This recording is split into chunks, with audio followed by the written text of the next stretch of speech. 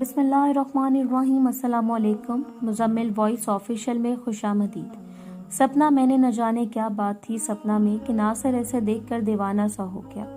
وہ سب سے مختلف اور دلربا تھی، غالب کی غزل جیسی بانک کی چتون، عدم کی شاعری جیسی چھوٹی بہر کی قیامت۔ ناصر نے خود پر قابو پانے کی بہت سعی کی، مگر دل تھا کہ اخلاقیات کی نہ ہی سنتا۔ ناصر کو شعبہ انگریزی میں کام کرتے 5 برس ہو چکے تھے۔ قسمت اچھی تھی کہ 5 ہی برس میں اسسٹنٹ پروفیسر کے طور پر ترقی ہو گئی، کیونکہ دیگر صوبوں سے آنے والے اساتذہ کا قتل عام جاری تھا۔ نہایت اطمینان سے پیٹریسائیڈ اور کبھی کبھار میٹریسائیڈ کرتے رہے۔ باقی نکلنے والے اساتذہ خوفزدہ ہو کر ریٹائرمنٹ پر چلے گئے یا دیگر یونیورسٹیوں کی راہ لی۔ اظہار محبت میں یہ استاد شاگرد والا رشتہ خاصا تکلیف دہ احساس دلاتا۔ افشائے راز پر ملازمت جانے کا بھی خدشہ تھا، مگر سپنا کے لیے تو کئی بار جان بھی دی جا سکتی تھی۔ لیکچر کے آخر میں وہ کوئی سوال کرتی تو ناصر سارا انگریزی ادب بھول جاتا۔ اسے یوں لگتا وہ کلمت کے پاس بحر بلوچ کے گہرے اور شفاف پانیوں میں اترتا جا رہا ہے۔ سپنا سے نگاہیں ملا کر ان آنکھوں میں ڈوب کر ناصر مدہوش سا ہو جاتا، حتیٰ کہ اسے سپنا کی آنکھوں کی ایڈکشن سی ہو گئی۔ یونیورسٹی میں چھٹیاں ہوتی، کئی طالب علم کی گمشدگی یا قتل پر یونیورسٹی بند ہو جاتی تو ناصر کو بے قراری سی ہونے لگتی۔ اس کا دل چاہتا ہر جانب سپنا کی آنکھیں ہوں، شیب پہ، گوار پر، گلاب کی بیلوں پر اور کبیب کی ڈالیوں پر، اور یہ آنکھیں اس پر ہی مرتکز رہیں۔ اس نے صوفیہ کا قول پڑھ کر رکھا تھا کہ سچا عاشق راہ عشق میں مارا جائے، عاقل خان کی مانند تو وہ بھی شہادت کا رتبہ پاتا ہے۔ جب درجنوں ہی انسان مارنے والے خودکش حملہ آور جنت کے طلبگار نظر آنے لگے تو سپنا کی خاطر اپنی جان دے کر وہ بھی شہید راہ عشق قرار پا سکتا ہے۔ 6 ماہ میں اس کی پروفیسری، اس کی شرافت، کردار کی عظمت جاتی رہی۔ اس کے اندر کے انسان نے پروفیسر کو اغوا کر لیا۔ ایک روز جبکہ بارش ہو رہی تھی، اسے راہداری میں سپنا دکھائی دی۔ جانے کس خیال سے سپنا نے مڑ کر دیکھا، ناصر بمشکل تجلی طور پر برداشت کر پایا۔ راہداری خالی تھی، بارش کے سبب حاضری کم تھی۔ سپنا احتراماً ٹھہر گئی۔ ناصر اس کے قریب آیا تو دونوں ساتھ ساتھ چلنے لگے۔ ناصر نے ملازمت سے استعفے پر دستخط کر دیے۔ سپنا میں تم سے محبت کرنے لگا ہوں۔ خلاف توقع سپنا کو حیرت نہ ہوئی، نہ ہی وہ پیر پٹکتی ڈین کے پاس شکایت لگانے کے لیے مڑی۔ ہاں میں جانتی ہوں۔ اور پھر سامنے سے آتے طلبہ کو دیکھ کر وہ لاتعلقی سے چلنے لگی۔ ناصر اپنی خوشی چھپانے کے لیے کلاس کے بعد بارش میں ہی نکل گیا۔ پیاسی بالو مینا کی بوندوں سے سوندھی سوندھی سی خوشبو دے رہی تھی، یا شاید زمین اچانک جاگ اٹھی تھی۔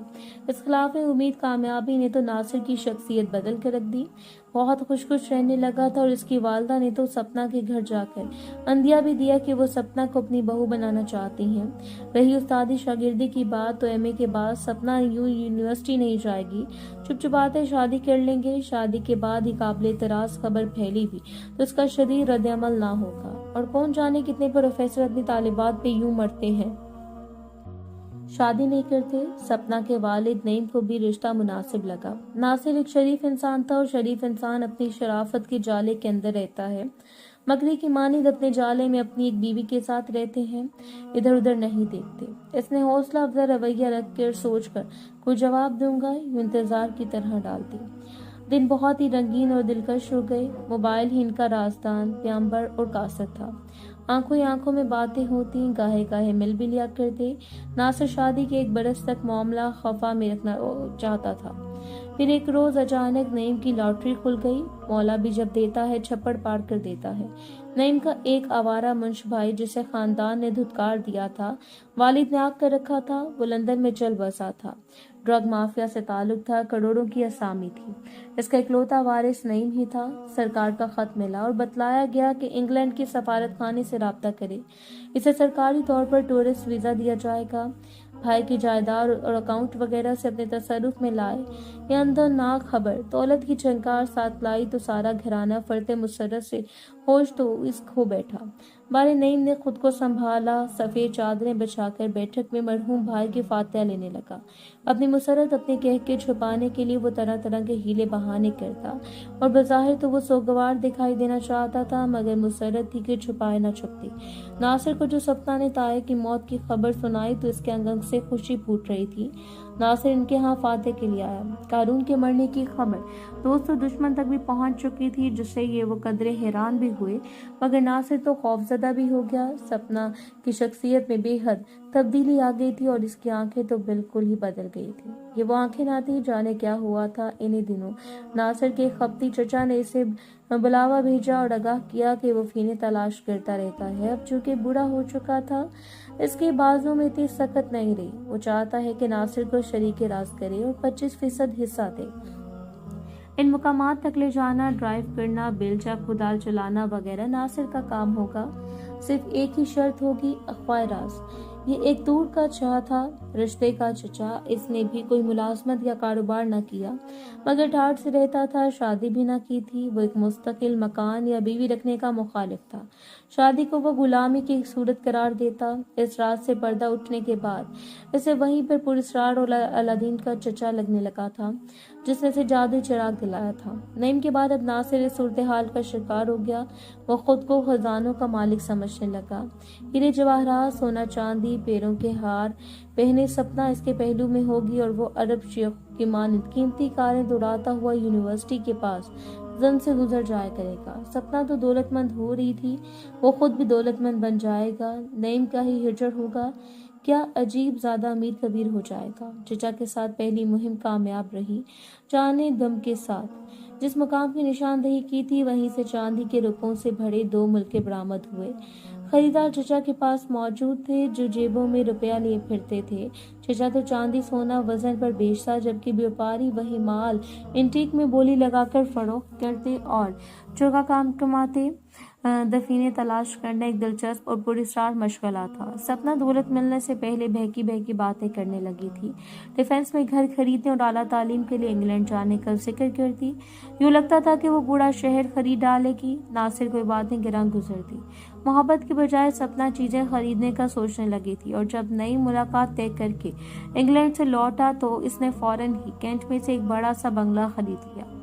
گرینڈ بھی یوں خریدی کہ اس کا ڈرائیور اور گن میں بھی ساتھ ہوں، اور وہ ناصر کو بھی بڑے ہی مربیانہ انداز میں ملا۔ سب کچھ بدلا بدلا سا تھا، نئی مغل اعظم کے اندر اختیار کر چکا تھا۔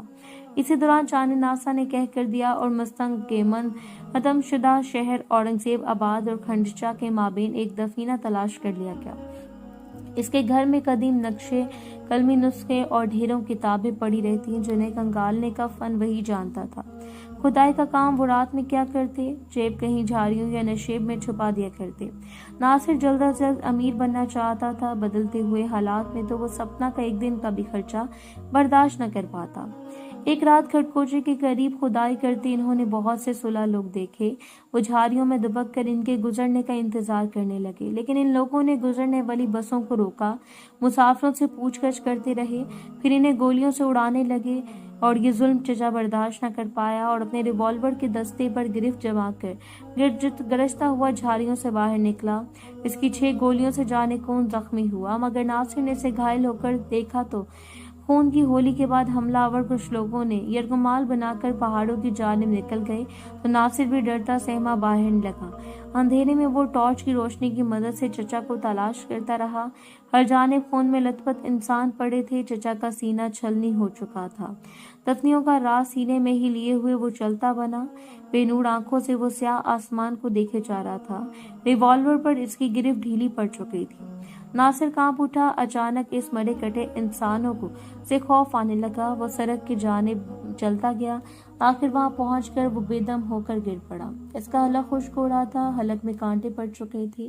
اسے سوچا بھگوان سے بہتر ڈرامہ نگار تو شیکسپیئر ہے، جس نے محض 37 ڈرامے لکھے، مگر ان ڈراموں کے بیچ بیچ میں جیسٹر اور کلاؤن ظاہر ہو کر تماشائیوں کو ہنسا ہنسا کر المیہ کی کیفیت اور شدت جذبات کم کرتے رہے۔ اس ملک سے تو گلوب تھیٹر ہی بہتر ہے۔ اس کا مطلب پیاس سے خشک ہو رہا تھا اور سینہ مل رہا تھا۔ نہ چاہتے ہوئے بھی کولرج کی نظم اس کے کانوں میں گونجدار آواز کی طرح آئی، شاید یہ اس کے من کی آواز تھی۔ گھبرا کے ناصر بڑبڑانے لگا، مگر طوفانی ہواؤں جیسا شور تھا کلامر کا۔ I looked to heaven and tried to pray, but or even a prayer had crushed. A wicked whisper came and made my heart as dry as dust. इसे यूं महसूस हुआ जैसे वो हजारों बरसों से प्यासा इस सड़क पे पड़ा है। इस बेगुनाह मकतूलों से खौफ आने लगा। जिंदा इंसान मुर्दा इंसानों से जाने क्यों डरते हैं, हालांकि वो तो अपने कातिलों की निशानदही भी नहीं कर सकते। इसने सोचा तो हिम्मत करके जैसे तैसे चलता गया। अगर शायद इसे पानी मिल जाए। इसे सहराए रब्जा में मुकीद होने का एहसास होने लगा। फिर यकदम रोशनी की किरण आ चुकी।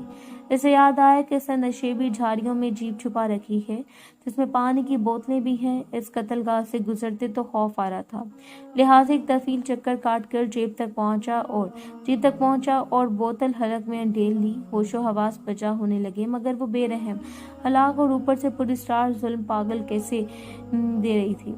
The look with which they looked on me had never passed away, and orphan scares would drag to hell. इसने सर झटका, मगर जादुई नज़म इसके दिल में उमड़े चली जा रही थी। इसका सर बोझिल होने लगा। वो एक बहुत बड़ा झूठ पढ़ता और पढ़ाता रहा था। सिर्फ एक अल्बाट्रोस को कत्ल करने से समुंदर जामिद हो गया। फिजा साकत हो गई। बहरी जहाज के मल्लाह एक एक करके मारे गए। समुंदर खफा हो गया। कुदरत नाराज रही। यहाँ तो हजारों इंसान मारे जा रहे हैं। इसको स्कूलों के मासूम बच्चे, गश्तगरा सिपाही, पहाड़ों सहराओं के बासी तफ्तीश के लिए अगवा-शुदा नौजवान भी बेदर्दी से कत्ल किए जा रहे हैं। मुस्कशुदा लाशों का न जन्म होने वाला सिलसिला चुकल चुका है। एक परिंदे के कत्ल के होने वाले कुदरत तब बरहम क्यों नहीं होती, जिस इंसान को अपनी शक्ल पे पैदा किया और शहरों शहरों भीड़ों नाच रही है। और कॉलेज फिर भी इसके कानों में सरगोशियां करने लगा। इसका जी चाहा वो चीख चीख कर साथ साथ दोहराता चले, Oh, let me be awake, my God, or let me sleep away. College घंटियां का मरीज होने के सबब अफ्यून चाटता था। अजीब पैनिक में इसने सब कुछ महसूस किया। जाने हमारे लोग भला अफ्यून क्यों नहीं खाते, कितनी अजियत कम होती है। मेकबत की आवाज दूर से आई। The bones are marrowless, the blood is cold, thou hast no speculations in those eyes, which thou dost clear with. Nasir था और हवाओं की सरगोशियां थी। पुरस्कार अंधेरा था। वो मौत के पहलू में बैठा था। जुड़ी जुड़ी सी आई मकतूलीन अपनी इसने जान आंखों से आसमान को देख रहे थे। आसमानों से तो फरिश्ते नहीं बल्कि अंधी गोलियां उतरती हैं। रहम के आसमान गाने वाले अब आसमान से रॉकेट गिरते देखते हैं। खामोश ड्रोन बिल्कुल बेआवाज से आसमानों से नमूदार होकर मारे डालते हैं। इंसान काबिल बन गया है। फिर सदियों बाद सिपाही चले आए। वो ट्रकों से कूद पड़े। नासिर ने सर झटका। कॉलेज वाला फ्यूनी वाहमा भी तो हो सकता है। क्या जब नेचर ने अपने नुमाइंदे वर्दी में भजवाए होंगे कि जख्म मुंदमिल कर दें, अपनी मसीहाई से सबको जिंदा कर दें, जैसे यसू ने हुक्म दिया था। तालिता कौमी, मगर मसीहाओं के हाथ में तो बंदूकें नहीं हुआ करती। सिपाही इधर उधर फैल गए, मगर मैं सुलग कर तबसरा करने लगा। मकतूलीन की नकदी और कीमती अशिया के लिए छीना झपटी भी होने लगी। वक्त बजानिब थे, क्योंकि मुर्दा के बजाय जिंदा इंसान को मादी अशिया की ज्यादा जरूरत हुआ करती है। नासिर बुरी तरह से फंस चुका था। सामने आता तो पूछगछ होती, इसके जरिए शनाख्त परेड करवा दी जाए और वो मुफ्त में मारा जाता। लेकिन रहने में ही आफियत थी। इसने तलबा को सांको पांजा और डॉन एग्जीक्यूट पढ़ाया तो, मगर खुद इसने कभी हीरो बनने की कोशिश ना की। ना तो इतनी सकत थी और ना ही जरूरत। मगर सिपाही अपना दायरा अमल बढ़ा रहे थे। पकड़े जाने के बजाय भाग निकलना बेहतर होगा। बत्तियां जलाए बगैर इसने गाड़ी स्टार्ट की। सिपाही चूंकि मतवज्जो हुए, फायर खोल दिया। वो अंधेरे और नशेबो फराज का फायदा उठाता भाग निकला। कुछ दूर जाके अंदाजा हुआ कि हवाएं दाएं बाएं और सड़क के ऊपर से गुजरने वाली गोलियों ने जीप का विंड स्क्रीन तोड़ने के अलावा खासा नुकसान भी पहुंचाया है। नामानूस मतरूक और अपनी राहों से धूल उड़ता ताया जिंदा सलामत घर पहुंच गया। जीप पर तलवार डाल गई। अब वो खुद को महफूज समझ रहा था। चचा को तो बस का मुसाफिर समझा जाता। वजीर आला की हाथ उठाए फातिहा करती एक नई तस्वीर अखबारों में छपती और चंद ही रोज में लोग भूल भाल जाया करते। हाथ उठाकर दुआ करने का रिवाज जर्नल नया ने दिया था। और जब अफगानिस्तान के बाब में नादिर शाह अफशार बन बैठा था, नादिर शाह की मंदाती में वो मोती मस्जिद में पहलू में तलवार रखे विराजमान रहा। ये पोज बहुत मकबूल हुआ। फिर तो ये फैशन ही चल निकला। बसों के मकतूलीन के लिए भी ऐसी तस्वीर छपने से लोग बहुत मुतमईन हो गए। इन्हें खुशी होती कि मरहूमीन के लिए दुआएं हो रही हैं। सारे महमूद खान गोंदकश हाथ उठाकर दुआ का पोस्ट प्रेस के लिए बनवाते। नासिर के नजरियात बुरी तरह मजरूह हुए थे। वो मन ही मन का तैयार था इसे स्प्लैशी जोहान नर्मिक सारून रुबदाल में बेगोड़ों कफन लाशें दिखाई देती और इसे तासुफ होता रहा कि वो संजीदगी से the rhyme of ancient mariner पढ़ाता रहा, लेकिन मुलाजमत की खातिर इसे यही नज्म निहायत ही पुरतासीर अंदाज में आइंदा भी पढ़ना होगी। जाहिर है कि प्याज की रेडी लगाने से तो रहा, हो सकता है कि नेचर भी कालो नील सी हो गई हो। जाके शनाख्त हुई, मगर वो वहां पहुंचा क्योंकि ये एक अहम सवाल था, क्योंकि बाकी मुसाफिरों से बहुत दूर और मुखालिफ सिमत से मिला था। नासिर का दिल ज्यादा तेजी से धड़कने लगा था। पुलिस इसके पास ना तो आई, मगर मोहल्ले में डेरा डाल रखा था। कहते हैं कि मुसीबत कभी अकेली नहीं जाती। नईम ने फैसला किया था कि अपने हम रुतबे से रिश्तेदारी करना चाहिए, लिहाजा इसने सरदार के बेटे का रिश्ता कबूल कर लिया। हालांकि वो नाज को जुबान दे चुका था। नासिर के बरक सरदार चाहता था कि झट मंगनी कर दी जाए ताकि बात पक्की हो जाए। नासिर आबादकार था, तीसरे दर्जे का शहरी, दिलशोदर। नासिर ये खबर एक कोर्स पे क़यामत लाई। शाह की नागहानी मौत से दौलतमंद बनने के इम्कानात महदूद हो चुके थे। वो फुल प्रोफेसर बन के भी खाली जेब और बेख्तियार रहता। माशरे में इज्जत और वकार के लिए जिस न्यूसेंस की जरूरत होती है वो किसी उस्ताद या प्रोफेसर को कभी हासिल नहीं होती। नासिर दिल महसूस के रह गया। इसने अपनी वालदा को भिजवाया जो मुंह टिकाए चली आए। जाने से क्या कुछ कहा होगा। वो खामोशी से कुर्सी पर ढेर हो गई। नासिर कोई सवाल करने की हिम्मत न कर पाया। सपना के मोबाइल पर वो मोहतात मैसेजिंग करता रहा। सपना ने इसे बतलाया कि वो वालिदैन के फैसलों के खिलाफ नहीं जा सकती और यूं भी अपने उस्ताद से शादी बिल्कुल न छुपती। लोग भी ताने देते, हर महफिल में इन्हें तनकीद का निशाना बनना पड़ा। बात बढ़ी तो इनके दरमियान तलखी पैदा हो गई। नासिर सपना की यादों और इस जीत से छुटकारा पाना चाहता था जो कभी भी इसके लिए बबाल जान बन सकती थी। एक रोज वो हौसला करके जख्मी जीप की मरम्मत करवाने ले आया और मिस्त्री को ताकीद की कि जीप से तरपाल न बनाए और छुप छुपाते गोलियों के निशान ही गायब कर दे। टूटे हुए विंड स्क्रीन पर तो कोई सवाल न उठता, मगर अगले रोज इसका सर घूम गया जब पुलिस ने घेर कर सवालात की बौछार कर दी। पुलिस का मौकफ था कि जीप किसी वारदात में इस्तेमाल हुई है। यूनिवर्सिटी के तलबा तो मुज़ाहम हुए हैं और गिरफ्तारी न होने दी, मगर रात गए नासिर को कोई घर से उठा लाया। नासिर के सितारे गर्दिश में थे, जहन माऊफ हो चुका था। अगले रोज तलबा को पता चला तो वो थाने दौड़े चले आए। पुलिस ने जज्बाती तलबा को यकीन दिलाया कि इनके प्रोफेसर से महज पूछकर छोड़ी है, किसी थर्ड डिग्री का तो सवाल पैदा नहीं होता। तलबा को नरमी से समझाकर रुखसत किया कि इंसाफ होगा। नासिर सर झुकाए हवालात में बैठा था कि हवालदार ने किसी मुलाकाती की खबर दी। पहले तो नासिर को अपनी आंखों पर यकीन आया। सुलाखों की इस जानिब सपना खड़ी थी। स्टूडेंट यूनियन के चंद लैंड अभी भी इसके हमरा थे। एलेक्स लेक हुई। इन्होंने खैरियत दरियाफ्त की। नासिर ने शिकायती नजरों से सपना को देखा, मगर माहौल के सबब कुछ बोल ना पाया। आंखों में फरियाद कैसे जारी थी। लाताल्लुकी से सपना मुस्कुराई। सर हिम्मत करें, वक्त गुजर जाएगा।